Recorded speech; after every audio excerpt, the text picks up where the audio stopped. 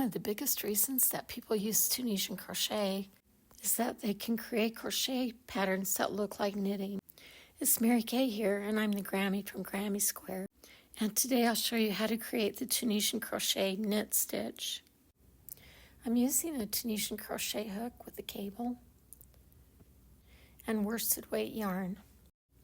Make a chain with the number of stitches you want in your project. To do a foundation row, turn your work so you can see those bumps on the back of the stitches. Those are the strands we'll use to create our foundation row. Insert your hook into that first bump, pull up a loop, and then pull it high. Tunisian crochet tends to curl, and especially knit stitches. Two things we can do to minimize that with knit stitches is to go into that bump in the back, like we've been doing, and then pulling the loops up as high as we can. Once all the loops have been picked up and stored on our hook, we can make the backward pass. Yarn over, pull through one, then yarn over, pull through two, all the way back until you have one loop left on your hook. With the foundation row complete, we're ready to start the first row of knit stitches.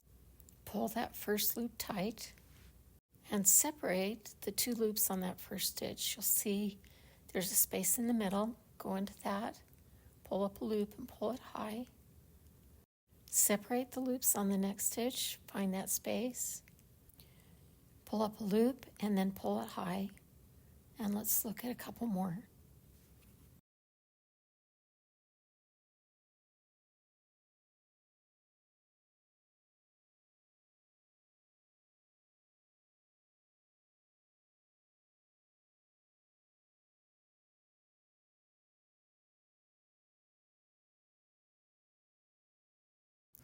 Continue like this until you get to the very last stitch.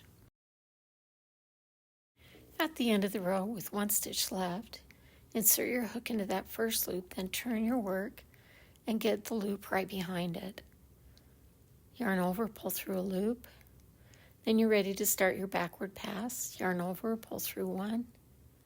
Yarn over, pull through two, all the way back until you have one loop left on your hook. The second row will be the same, but in a lot of ways it's a little bit easier because the loops are already high, so it's easier to find the space that you need. Be sure you're pulling the loops up as high as you can. The piece will still curl. It is Tunisian crochet after all, but it won't be quite as bad.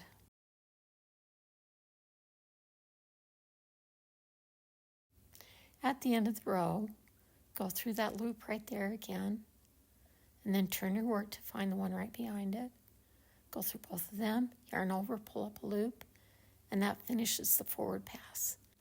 For the backward pass, yarn over, pull through one, yarn over, pull through two, all the way back until you just have one loop on your hook. I finished several rows now, and we're ready to bind off. To do that, insert your hook as if you're about to knit again, pull up a loop, and then yarn over, pull through two. Go to the next stitch, do the same thing. Find the space, yarn over, pull through one, yarn over, pull through two.